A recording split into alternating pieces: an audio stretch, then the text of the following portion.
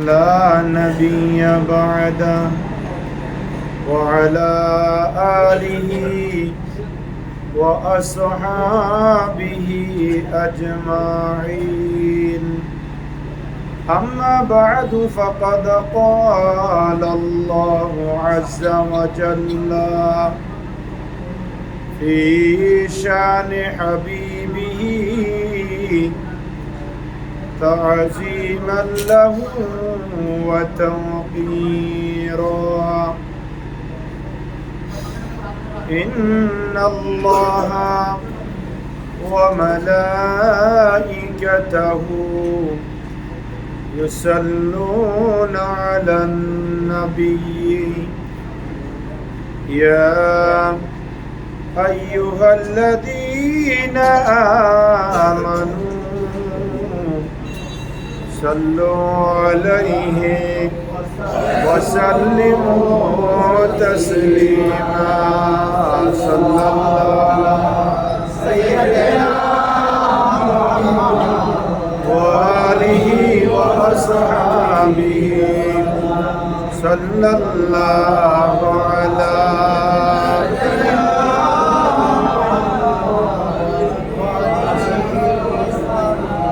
صلى الله على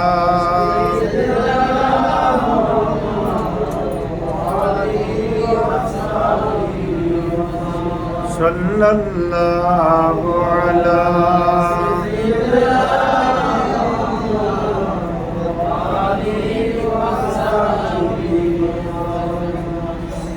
صلاة يا رسول الله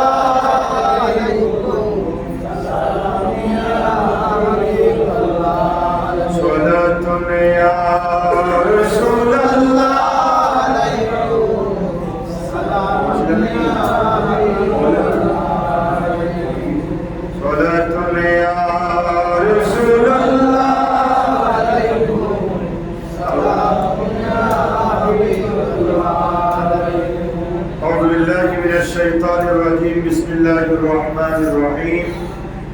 الذين ينفقون أموالهم بالليل والنهار سرا وعلانية فلهم أجرهم عند ربهم ولا خوف عليهم ولا هم يحزنون.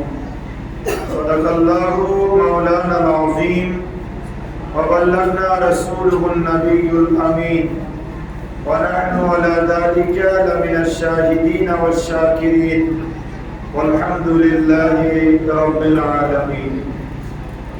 معزز محترم हजरत मुसल्लियान एहसान, सम्मानित उलमाए किराम, रहमानी व रहमतुल्लाह, আমরা আল্লাহ সুবহানাহু ওয়া তাআলা আলিশান দরবারে লাখ কোটি শুকর আদা করছি যে আল্লাহ পাকের অত্যন্ত দয়া এবং মেহেরবানিতে পবিত্র জমদুল সানির দ্বিতীয় জুমা নামাজে জুমাদাইল মুআল্লাকে আল্লাহর ঘর মসজিদে আসার বসার সবাই একত্রিত হয়ে সালামি আরজ করার সুযোগ আর তৌফিক যে আল্লাহ আমাদেরকে দান করেছেন তার দরবারে করছি আলহামদুলিল্লাহ। আর লক্ষ দরুদ ও সালামের হাদিয়া প্রেরণ করছি সোনার মদিনায় কামলিওয়ালা নবী, নূরুন নবী, হায়াতুন নবী, ইমামুল আম্বিয়া নবী মুহাম্মদুর রাসূলুল্লাহ সাল্লাল্লাহু তাআলা আলাইহি ওয়াসাল্লাম আর নূরি দরবার সোনার মদিনায় উচ্চ আওয়াজে আরেকবার করছি আলহামদুলিল্লাহ। মোহতারাম হাজিরিন, আমাদের আলোচনার বিষয় হচ্ছে কোরআনুল কারীমের 40 নম্বর সূরা, সূরা মুমিন। আমরা গত জুমায় সূরা মুমিনের চতুর্থ পর্ব আলোচনা শেষ করেছি। যেহেতু আমাদের সামনে চলমান খলিফাতুর রাসূল আফজালুন নাস বা'দাল আম্বিয়া সাইয়েদনা আবু বকর সিদ্দিকের বিশাল শরীফের মাস, ওই হিসাবে আমরা মুক্তসর সংক্ষেপে দুই জুমা সিদ্দিক আকবরের জীবনী নিয়ে আলোচনা করব বিমাশিয়াতিল্লাহ বিইজনিল্লাহ ওয়া মা তাওফীকি। সাহাবায়ে কেরামের মধ্যে যিনি সর্বশ্রেষ্ঠ তিনি হচ্ছেন আবু বকর সিদ্দিক। কথা বলেন ঠিক কি না? এবং একমাত্র আল্লাহ রাসূলের খলিফা যিনি, তিনি হচ্ছেন আবু বকর সিদ্দিক, খলিফাতুর রাসূল। সুবহানাল্লাহ। খলিফাতুর রাসূল কোন খলিফার আবু বকর, ওমর, ওসমান, আলী চারজনের মধ্যে একমাত্র আবু বকর ছাড়া কারো শানে খলিফাতুর রাসূল ব্যবহার হয় না, করা যায় না। এজন্য আল্লাহ রাব্বুল আলামিন আদম সফিউল্লাহ থেকে ঈসা রূহুল্লাহ পর্যন্ত লক্ষ লক্ষ নবী রাসূল দুনিয়ার জমিনে প্রেরণ করেছেন। আল্লাহর পরে আমার নবীর স্থান। কথা বলেন না? আল্লাহর পরে কে? আমাদের নবী। তারপরে আদম আলাইহিস সালাম থেকে ঈসা রূহুল্লাহ পর্যন্ত। তারপরে স্থান হচ্ছে হযরত আবু বকর সিদ্দিকের। জন্য বলুন সুবহানাল্লাহ। সমস্ত নবী রাসূলের পরে পৃথিবীর জমিনে যত ওলি, গাউস, কুতুব, আবদাল রয়েছে, সকল মানুষের উত্তরে যার স্থান, তিনি হচ্ছেন আবু বকর রাদিয়াল্লাহু তাআলা আনহু। তিনি 573 খ্রিস্টাব্দে মক্কার কুরাইশ বংশে তাইম গোত্রে জন্মগ্রহণ করেছেন। সুবহানাল্লাহ। আল্লাহ রাসূল জন্মগ্রহণ দুনিয়াতে এসেছেন 570 খ্রিস্টাব্দে, আর আবু বকর সিদ্দিক দুনিয়াতে এসেছেন 573 খ্রিস্টাব্দে।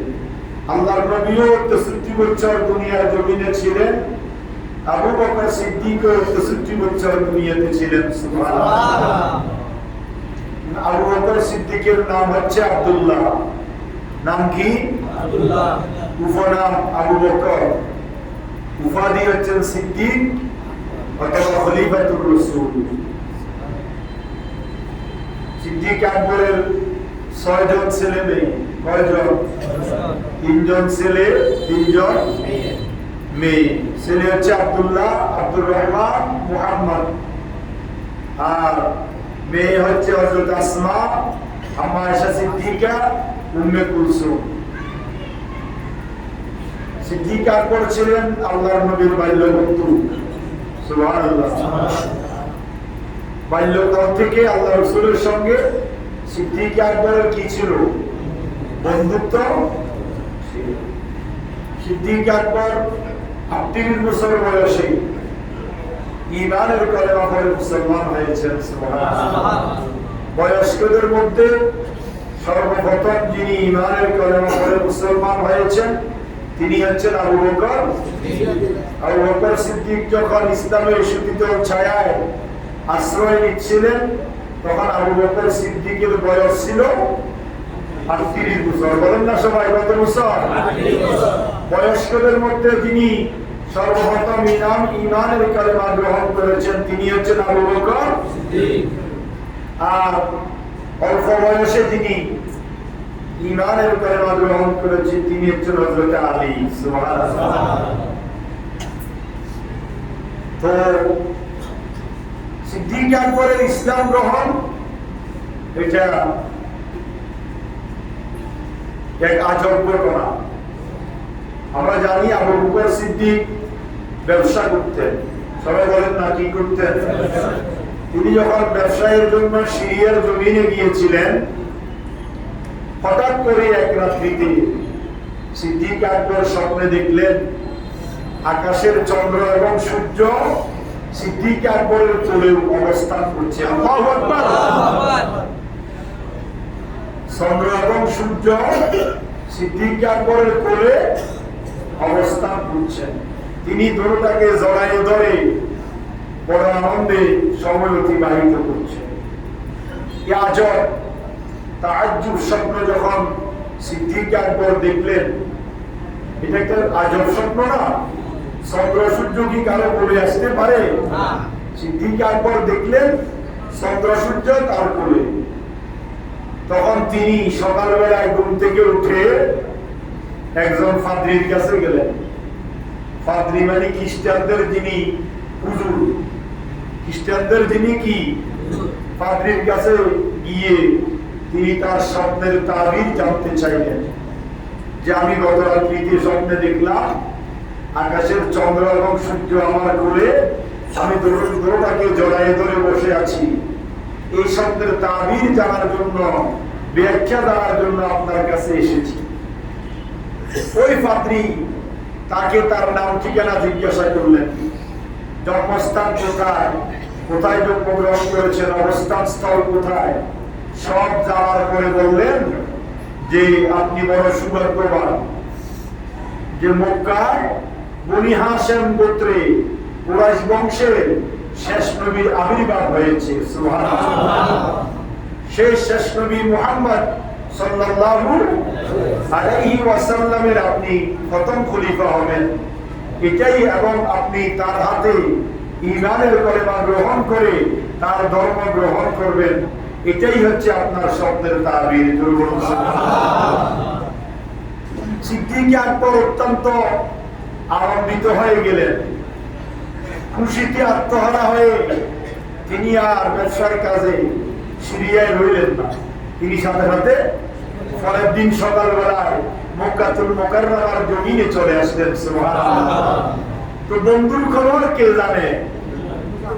কথা কয় না, কথা বলেন না। বন্ধুর খবর, বন্ধু বললো কি আবু বকর তুমি গতকাল 2 দিন আগে গেলা সিরিয়াতে ব্যবসার জন্য, আজকে চলে এসেছো, ঠিক আছে, তোমাকে ওয়েলকাম, আহলান সাহলান, ধন্যবাদ, আসো ঈমানের কলেমা পড়ে মুসলমান হয়ে যাও। আল্লাহু আকবার।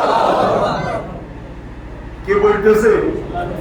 আল্লাহ রাসূল। কাকে বলতেছে? আবু বকর সিদ্দিক বলে, ইয়া রাসূলুল্লাহ, ইয়া হাবিবাল্লাহ, ওরা আদবের সাথে বলছে আমি কি এই কিছু মুজিজা দেখতে পারি? সুবহানাল্লাহ। নবীর জন্য মুজিজা, নবীর জন্য কি, আর ওলির জন্য কারামত। সিদ্দিক আকবর বললেন, ইয়া রাসূলুল্লাহ, আমি যে ঈমানের কলেমা পড়ে মুসলমান হয়ে যাব সত্য কথা, কিন্তু আমি কি আপনার থেকে কোনো মুজিজা দেখতে পাই? আল্লাহ রাসূল মুস্কি হাসি বললেন, আবু বকর রে, গত রাত্রিতে যে স্বপ্নে দেখেছো, সেই স্বপ্নের তাবির যে পাদ্রী তোমাকে দিয়েছে, তার চাইতে বড় মুজিজা তুমি কি দেখতে চাও? সিদ্দিক আকবর আর চিন্তা করলেন না, নির্দ্বিধায় আল্লাহ রাসূলের নূরানি হাতে হাত রেখে পড়াই নিলেন, লা ইলাহা ইল্লাল্লাহু মুহাম্মাদুর রাসূলুল্লাহ সাল্লাল্লাহু। সিদ্দিক আকবর মুসলমান হয়ে গেলেন। সুবহানাল্লাহ। বয়স কত? বয়স কত? 38। ব্যবসা করতেন। তিনি যখন ঈমানের কলেমা গ্রহণ করলেন, তার হাতে 40,000 স্বর্ণ মুদ্রা ছিল। সুবহানাল্লাহ। কয় হাজার? 40,000। কার হাতে? আবু বকরের হাতে। তিনি ঈমানের কলেমা পড়ে আর দেরি করলেন না, সাথে সাথে সেই 40,000 স্বর্ণ মুদ্রা আল্লাহ রাস্তায় দান করে দিলেন। সেটা কি আমার আপনার মুখের কথা? কোন কিচ্ছা কাহিনী? আল্লাহ রাব্বুল আলামিন হাকামুল হাকিমিন সিদ্দিক আকবরের শানে কুরআনুল কারীমের অসংখ্য আয়াতে কারিমা নাযিল হয়েছে। সুবহানাল্লাহ।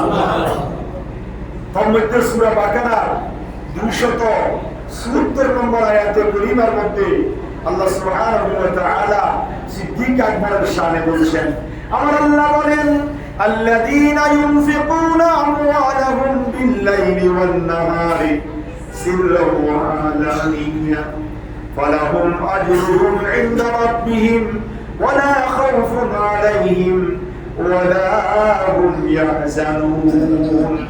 আমার আল্লাহ বলেন, দুনিয়ার মানুষ শুনো, আমার আবু বকর সিদ্দিক ঈমানের কলেমা গ্রহণ করার পরে তার এমন অবদান ইসলামের জন্য রেখেছেন। আমার আবু বকর সিদ্দিক তিনি এমন ব্যক্তি, আল্লাযীনা ইউনফিকুনা আমওয়ালাহুম, যিনি তার সম্পত্তি থেকে বিল-লাইলি ওয়ান-নাহার, দিনে এবং রাতে, সিররান ওয়া আলানিয়া, প্রকাশ্যে এবং গোপনে আমি আল্লাহর রাস্তায় দান করেছি। সুবহানাল্লাহ। আবু বকর সিদ্দিক মুসলমান হয়ে যাওয়ার পরে একটা ব্যক্তি এসে বললেন, আমি একেবারে অসহায়। স্বর্ণ মুদ্র ছিল কয় হাজার? 40,000। একজন আসি বলতেছে দিনের বেলায়, আবু বকর সিদ্দিক আপনি আমাকে কিছু দেন, আমি তো উদাত্ত অসহায়। সিদ্দিক আকবর তাকে 10,000 স্বর্ণ মুদ্রা দিয়ে দিলেন। সুবহানাল্লাহ বলবেন না? রাত্রে বেলায় আরেকজন আসি বলতেছে আমাকে কিছু দেন, সিদ্দিক আকবর তাকে 10,000 স্বর্ণ মুদ্রা দিয়ে দিলেন। প্রকাশ্যে এক ব্যক্তি সবার সামনে আসি বলতেছে, আপনি তো খলিফাতুর রাসূল, আপনি আমাকে কিছু দেন, আমি অভাবী। তখন তাকে প্রকাশ্যে 10,000 দিরহাম দিয়ে দিলেন। একজন এসে গোপনে বলতেছে, আমি একসময় পয়সাওয়ালা ছিলাম, এখন অভাবী হয়ে গিয়েছি, লোকের কাছে হাত পাততে আমার শরম লাগে, লজ্জা লাগে, আমি কাউকে আমার দুঃখের কথা বলতে পারতেছি না, আপনি যদি দয়া করে আমাকে কিছু দেন। সিদ্দিক আকবর গোপনে তাকে 10,000 দিরহাম দিয়ে দিলেন। সুবহানাল্লাহ। ছিল কত দিরহাম? রাত্রে 10,000, দিনে 10,000, প্রকাশ্যে 10,000, গোপনে 10,000। আর আসেনি কিছু? আমার আল্লাহর রহমতের কলিজা জোশ মেরেছে। আমার আল্লাহ বলছেন, দুনিয়ার মানুষ শুনো, আমার সিদ্দিক আকবরের আদর্শ তুমি গ্রহণ করো। তিনি কে? আল্লাযীনা ইউনফিকুনা, যিনি ব্যয় করেছেন আমওয়ালাহুম, তার সম্পত্তি থেকে, বিল্লাইলি ওয়ান নাহার, রাত্রে এবং দিনে, সিররান ওয়া আলানিয়া, প্রকাশ্যে এবং গোপনে। হে দুনিয়ার মানুষ, যারা দিনে রাত্রে প্রকাশ্যে গোপনে আমি আল্লাহর রাস্তায় অকাতরে দান করে, তাদের ফায়দা কি, তাদের ফজিলত কি বান্দা শুনো। ফালাহুম আজরুহুম ইনদা রাব্বিহিম, তাদের প্রতিদান আমি আল্লাহর কাছে আমি রেখে দিয়েছি। লা খাউফুন আলাইহিম, তাদের জন্য দুনিয়ার জমিনে কিভাবে চলবে, কিভাবে খাবে, কি করবে, কোন অবস্থায় জীবন যাপন করবে, এই চিন্তার কোনো কারণ নাই। ওয়ালা হুম ইয়াহজানুন, তারা এই দান সৎকার করার কারণে, অকাতরে আমি আল্লাহর রাস্তায় সম্পদ বিলীন করার কারণে, আমি আল্লাহ রাব্বুল আলামিন হাকামুল হাকিমিন পরকালে তাকে যে জান্নাত দিব, তারও কোনো চিন্তা তার নাই। জোরে বলুন সুবহানাল্লাহ। তিনি হচ্ছেন সিদ্দিক আকবর। সুবহানাল্লাহ। সেই সিদ্দিক আকবর ইসলাম গ্রহণ করার পরে বড় বড় কীতদাস, মানে সড়া মূল্যে অনেক দাস দাসীকে আজাদ করেছে। দাস দাসী বুঝেন না? কথা কয় না, বুঝে কিনা? দাস দাসী, তখন দাস দাসী কথা ছিল। 40,000, 50,000, 1 লাখ টাকা দিয়ে কিনে নিত। আপনাকে আমি কিনে নিলাম, আপনি আজীবন আমার শ্রম নিয়ে যাবেন। কেউ যদি আমাকে সে 1 লাখ টাকা দিয়ে দেয়, তখন আপনাকে আমি কি করে দিব? আজাদ মুক্ত করে দিব। ওইটা হচ্ছে দাস দাসী কথা। সিদ্দিক আকবর ঈমানের কলেমা গ্রহণ করার পরে হযরত বেলাল, হযরত আম্মার, হযরত খাব্বাব, হযরত সুওয়াইবা, বড় বড় সাহাবায়ে কিরামকে দাসত্ব থেকে আজাদ করে মুক্ত করে দিয়েছেন। সুবহানাল্লাহ। সিদ্দিক আকবর ঈমানের কলেমা গ্রহণ করার পর থেকে সবসময় আল্লাহ রাসূলের সাথে থাকতেন। ব্যবসা বাণিজ্য গোছাই ফেলেছেন। সুবহানাল্লাহ বলবেন না? ব্যবসা বাণিজ্য কি করেছেন? গোছাই ফেলেছেন। আল্লাহ রাসূলের সাথে থাকতেন। রাস্তায় হাঁটতেছে, একবার আল্লাহ রাসূলের আগে যাইতেন, আবার পিছনে আসতেন, একবার ডানে যাইতেন, একবার বামে যাইতেন। আল্লাহ রাসূল সিদ্দিক আকবরের এই অবস্থা দেখে জানেন কিনা কি জন্য আবু বকর সিদ্দিক এরকম করতেছে? জানে কি জানে না? হাঁটতেছে, একবার সামনে যায়, আল্লাহ রাসূল পিছনে। আচ্ছা, এখানে এমপি মন্ত্রী কেউ যদি আসে, রাস্তাটি যদি আপনি হাঁটেন, আপনি কি তার সামনে যাবেন? এমপি সাহেব, কথা বলেন না, ঠিক কিনা? সিদ্দিক আকবর একবার সামনে যায়, একবার পিছনে যায়, একবার ডানে যায়, একবার বামে যায়। আল্লাহ রাসূল মুস্কি হাসি করলেন, আবু বকর রে, তোমার ব্যতিক্রম অবস্থা দেখতেছি।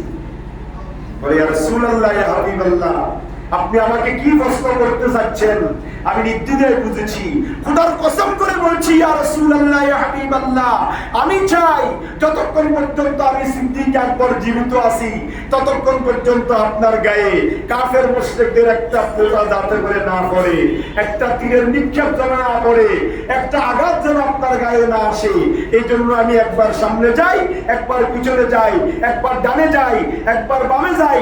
আপনার সাথে চলার সময় আমি অনুধাবন করি, দেখতে পাই একটা একটা কাফের সামনে আছে, আপনার শত্রু, সে আপনার উপর আক্রমণ করতে পারে, তখন আমি আপনার সামনের দিকে যাই, সে যদি আপনাকে সরাসরি আক্রমণ করে, আক্রমণটা আমার গায়ে আসবে, বিদ্ধ হবে, আমি শহীদ হয়ে যাব, আমি মারা যাব, আপনি নবী জীবিত থাকেন।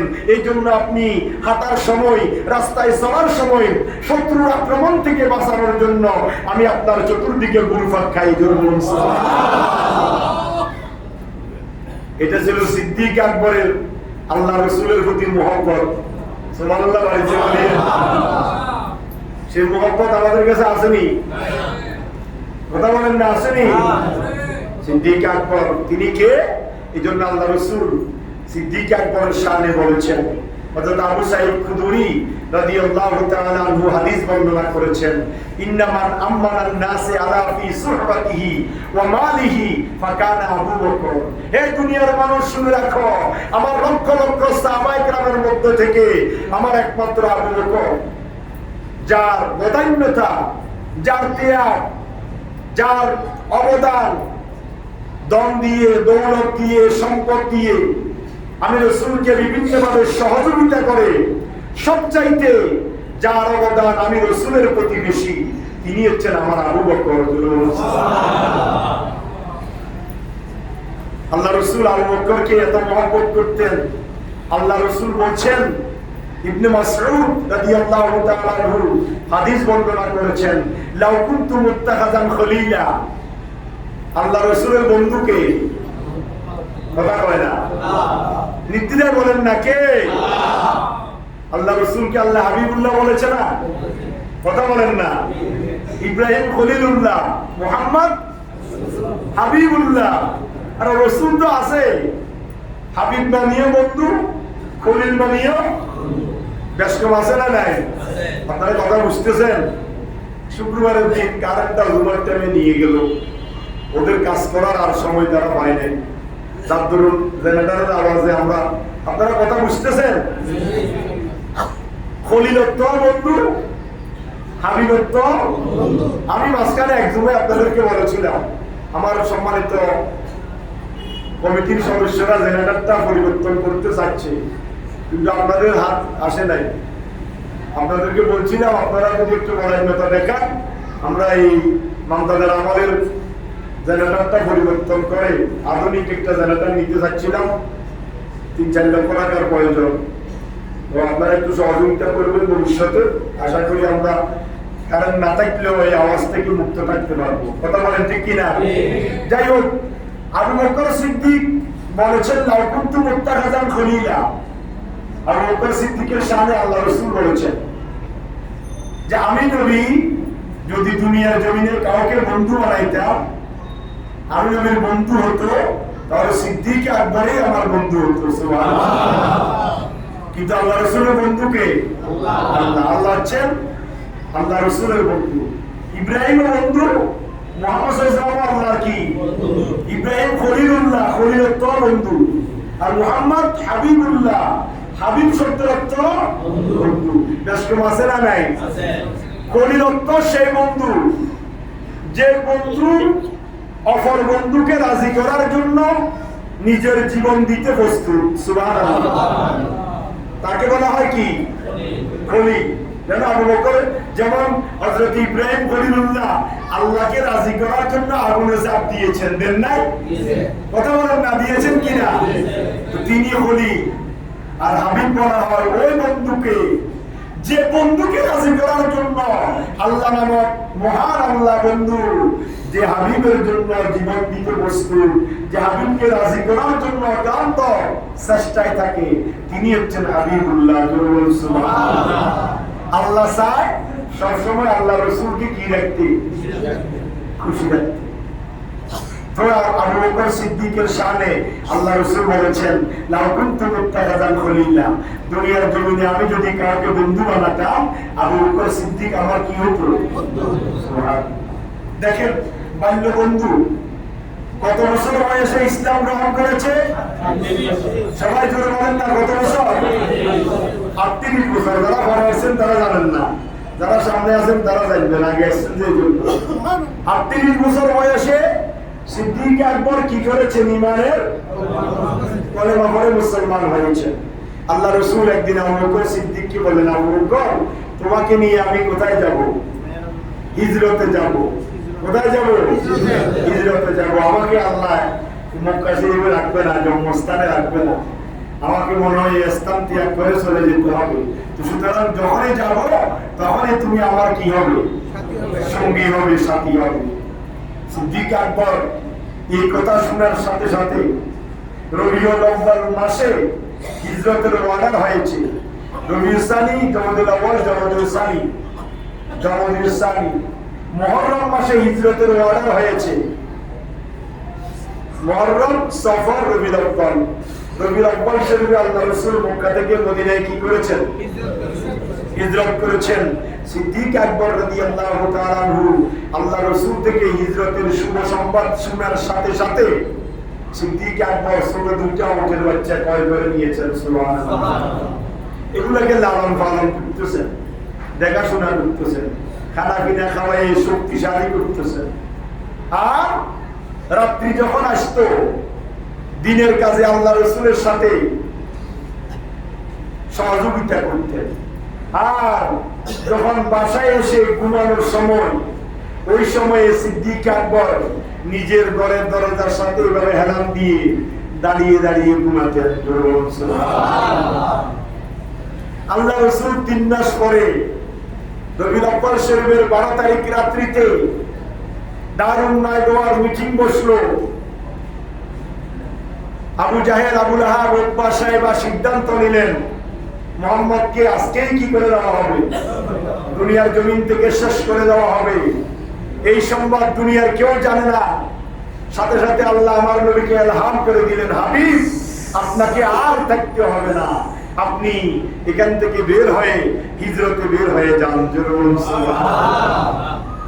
গভীর রজনী আল্লাহ রাসূল হিজরতে বের হলেন।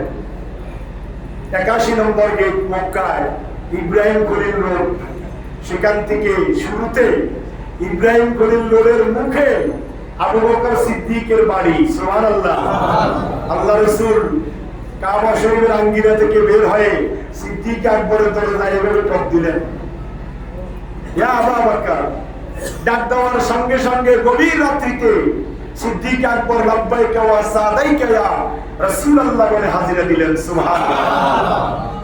আল্লাহ রাসূল অবাক হয়ে গেলেন, কি রে সিদ্দিক আকবর, গভীর রাত্রিতে মানুষ ঘুমের মধ্যে বিমূঢ় থাকে, আর তোমাকে ডাকার সাথে সাথে তুমি লাব্বাইক বলে দরজা খুলে দিলে। সিদ্দিক আকবর 2 চোখের পানি ফেলে বললেন, খোদার কসম করে বলছি ইয়া রাসূলুল্লাহ, ইয়া হাবিবাল্লাহ, আজ থেকে 3 মাস আগে আপনি আমাকে হিজরতের আভাস দিয়েছিলেন। খোদার কসম, সেই দিন থেকে আজকে পর্যন্ত রাত্রিবেলায় আমি আমার পিঠকে বিছানার জন্য হারাম করে নিয়েছি। কেন আবু বকর? ইয়া রাসূলুল্লাহ, আপনি বলেছেন রাত্রিতেই আমাকে হিজরতের ডাক দিবেন, আর আপনি হায়াতুন নবী, ইমামুল আম্বিয়া নবী, খোদার খোদাইতের প্রমাণ নবী, দো জাহানের বাদশা নবী, জান্নাতের মালিক নবী। আপনি নবী আমার ঘরের দরজায় দাঁড়িয়ে দাঁড়িয়ে আবু বকর করে ডাকবেন, আর আমি ঘুম থেকে উঠে আপনাকে দরজা খুলে দিব। এটা তো বেয়াদবির শামিল মনে করেছি। ইয়া রাসূলুল্লাহ, এই জন্য যেই দিন আপনি আমাকে হিজরতের আভাস দিয়েছিলেন, সেই দিন থেকে আমি আজকে পর্যন্ত রাত্রিবেলায় দরজার সাথে এলান দিয়ে দাঁড়িয়ে আমি আপনার জন্য অপেক্ষা করছি। আপনি ডাকার সাথে সাথে লাব্বাইক বলে যাতে করে হাজির দিতে পারে। এই কথা আমার আল্লাহ কুরআনুল কারীমের সূরা তাওবার 40 নম্বর আয়াতে কারীমার মধ্যে আল্লাহ বলেছেন, ইল্লা তানসুরুহু ফাকাদ নাসারাহুল্লাহ ইয আখরাজাহুল্লাযীনা কাফারু সানিয়া ইসনাইনি ইয হুমা ফিল গার إذ يقول لصاحبه لا تحزن إن الله معنا। হিজরতের ডাক দিলেন, সাথে সাথে আল্লাহ রাসূল সিদ্দিক আকবরকে সাথে নিয়ে ইব্রাহিম খলিল রোডের বাম পাশে হিজরতের রোড, সেই রাস্তা দিয়ে আল্লাহ রাসূল জবল সুরে চলে গেলেন। জবলে সুরে যখন গেলে তখন সুবে সাদেক হয়ে গিয়েছে, চতুর্দিকে আলো দেখা যাচ্ছে। সিদ্দিক আকবরকে বলে আমাদেরকে পালাইতে হবে, আত্মগোপন করতে হবে। একটা বিশাল পাহাড়, মক্কার সবচেয়ে উঁচু পাহাড়, সেই জবল সুরে আল্লাহ রাসূল সিদ্দিক আকবরকে সাথে নিয়ে ওই জবল সুরের উপরে উঠে গেলেন, সেখানে আত্মগোপন করলেন। কাফের মুশরিকেরা তালাশ করতে করতে সেই জবল সুরের উপরে গেল। গুহার মধ্যে আল্লাহ রাসূল অবস্থান করেছেন, সাথে সাথে মাকড়সা জাল বুনে দিয়েছে, দরজার অপেক্ষা করছেন। কাফের মুশরিকেরা দেখতেছে কোন গুহার মধ্যে মুহাম্মদ আর আবু বকর পালাইয়েছে। সিদ্দিক আকবর বলছেন, ইয়া রাসূলুল্লাহ, তারা তো আমাদেরকে দেখে যাবে, তারা তো এসে গিয়েছে গুহার মুখে তারা। আল্লাহ রাসূল বললেন, লা তাহজান ইন্নাল্লাহা মা'ানা। হে আমার আবু বকর, তুমি চিন্তা করিও না, আমরা দুইজন নয়, আমরা তিনজন, আমাদের সাথে স্বয়ং আল্লাহ আছে। সেই হিজরতের বন্ধু ছিলেন আবু বকর সিদ্দিক। সেখান থেকে পায়ে হেঁটে মদিনাতুল মুনাওয়ারায় গিয়ে অবস্থান করেছিলেন। সেই হিজরতের বন্ধু ছিল আবু বকর সিদ্দিক। শুধু তাই নয়, সিদ্দিক আকবরের অবদান ইসলামের কোন ক্ষেত্রে কমতি নাই। আল্লাহ রাসূল বলেছেন যে ইন্নামান আমানান নাস আলা ফি সুহবাতিহি ওয়া মালিহি, আমাকে সঙ্গী দেওয়ার ক্ষেত্রে, সঙ্গ দেওয়ার ক্ষেত্রে আর ধন সম্পত্তি ব্যয়ের ক্ষেত্রে আবু বকরের মতো আর কেউ ছিল না। সে আবু বকর তায়েফের যুদ্ধে যে অবদান রেখেছেন, তাবুকের যুদ্ধে, সেই অবদান কোন সাহাবী রাখতে পারে নাই। সিদ্দিক আকবর সাথে ছিলেন। নবম হিজরিতে 630 খ্রিস্টাব্দে তাবুকের যুদ্ধ হয়েছে। 40,000 সৈন্য নিয়ে আল্লাহর নবী বাইজেন্টাইন বাহিনীর সাথে সিরিয়ার সীমান্তে আল্লাহ রাসূল জিহাদের ডাক দিয়েছেন। সেই তাবুকের যুদ্ধের সেনাপতি ছিলেন আমার রাসূল নিজে। ডাক দিলেন, যার কাছে যা আছে সব এনে তোমরা হাজির করে দাও। তাবুকের যুদ্ধের দামামা বেজে উঠেছে। সব সাহাবী রাত্রিবেলায় আল্লাহ রাসূল ডাক দিয়েছেন, ফজরের নামাজ পড়ি দেখতেছে মসজিদে নববী শরীফের সামনে বিশাল স্তূপ। বিশাল কি? গলার সেট, কানের দুল, বিভিন্ন রকমের সরঞ্জাম, সবকিছু মসজিদের নববী শরীফের সামনে তাবুকের যুদ্ধের জন্য সবাই দিয়েছে। মহিলারাও কিছু বাকি রাখে নাই। টাকা পয়সা, স্বর্ণ গয়না যার যা ছিল তাবুকের যুদ্ধের জন্য দিয়েছেন। আল্লাহ রাসূল ডাক দিলেন, আইনা আলী। আলী কয় নম্বর? বলেন না, আলী কয় নম্বর? আইনা আলী, আলী কোথায়? কয় লাব্বাইক ইয়া রাসূলুল্লাহ। সবাই তো দেখতেছি তাবুকের জন্য দিয়েছে, তুমি কি দিয়েছো? বলে, ইয়া রাসূলুল্লাহ, আমি আমার কাছে কি আছে তো আপনি জানেন। আমি আমার সব সম্পত্তির 4 ভাগের 2 ভাগ তাবুকের যুদ্ধের জন্য দিয়েছি। সুবহানাল্লাহ। আইনা উসমান, উসমান কোথায়? উসমান বলে, লাব্বাইক ইয়া রাসূলুল্লাহ। তুমি কি দিয়েছো? বলে, ইয়া রাসূলুল্লাহ, আমি তো উসমান গনি, অগাধ সম্পত্তির মালিক। আমার যতগুলো সম্পত্তি আছে সব সম্পত্তিকে 2 ভাগ করে আমি 1 ভাগ তাবুকের যুদ্ধের জন্য ওয়াকফ করে দিলাম। সুবহানাল্লাহ। আইনা ওমর, ওমর কোথায়?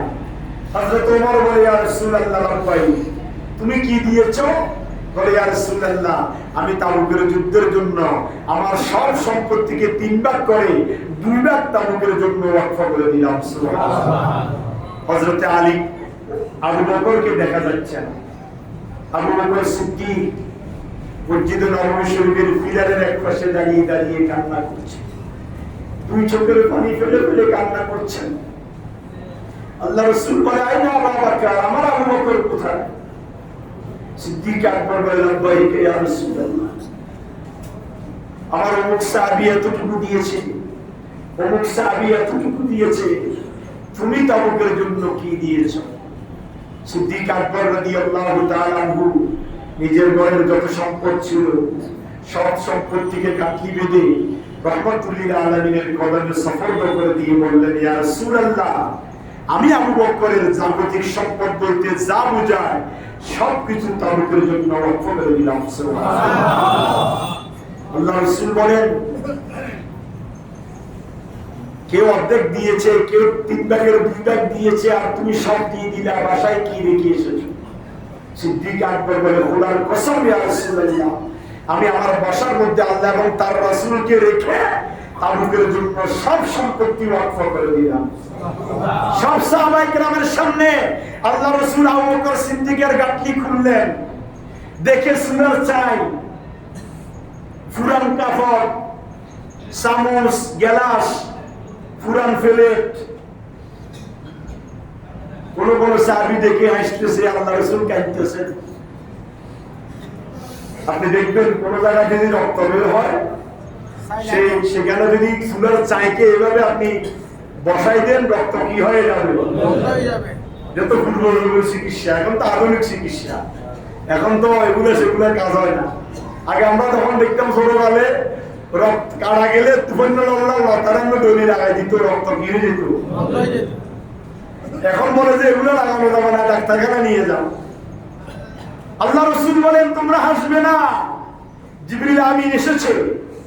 জিবরিল আমিন আমাকে ইলহাম করেছে, ইয়া রাসূলুল্লাহ, আপনার যত সাহাবী যত কিছু দিয়েছে সব চাইতে সিদ্দিক আকবরের দান আল্লাহর দরবারে কবুল হয়েছে। আল্লাহ রাব্বুল আলামিন আপনার মাধ্যমে সিদ্দিক আকবরকে সালাম জানিয়েছেন। সুবহানাল্লাহ।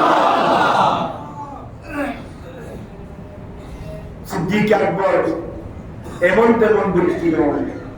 সেই সিদ্দিক আকবর রাদিয়াল্লাহু তাআলা আনহু তাবুকের যুদ্ধের জন্য নিজের সব সম্পদ ওয়াকফ করে দিয়েছেন। তিনি হচ্ছেন আবু বকর সিদ্দিক। সুবহানাল্লাহ। সর্বশেষ আজকের আলোচনা, আল্লাহ রাসূলের প্রথম স্ত্রীর নাম কি বলেন? শুরু বলেন না, বলতে ভয় কিসের? খাদিজাতুল কুবরা তাহেরা।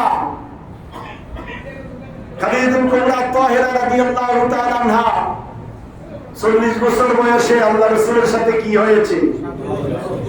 বিবাহ হয়েছে। খাদিজাতুল কুবরা 555 খ্রিস্টাব্দে জন্মগ্রহণ করেছেন, 619 খ্রিস্টাব্দে ইন্তেকাল করেছেন। খাদিজাতুল কুবরা 66 বছর জীবিত ছিলেন। কত বছর? খাদিজাতুল কুবরার বয়স যখন 40 বছর, আল্লাহ রাসূলের বয়স তখন 25 বছর। শাদী করেছেন।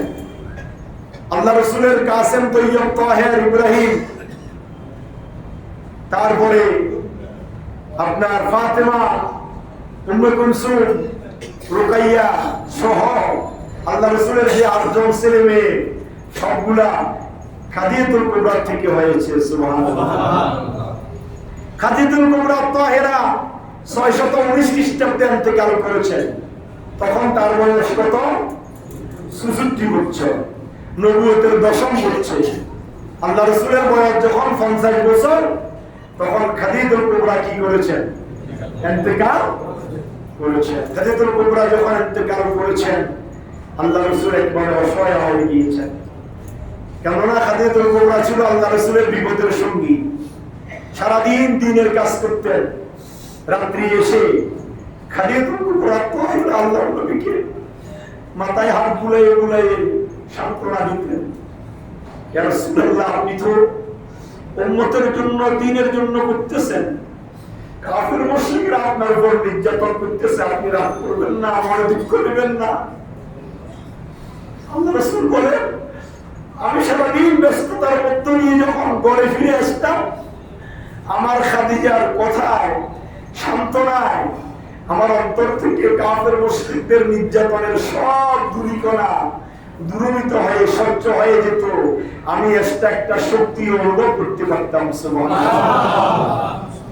সেই খাদিজা যখন ইন্তেকাল করেছেন, আল্লাহ রাসূল একেবারে অসহায় হয়ে গিয়েছেন। খাদিজাতুল কুবরা তাহেরাকে জান্নাতুল মুআল্লার মধ্যে দাফন করা হয়েছে। গত বছর এই হজে,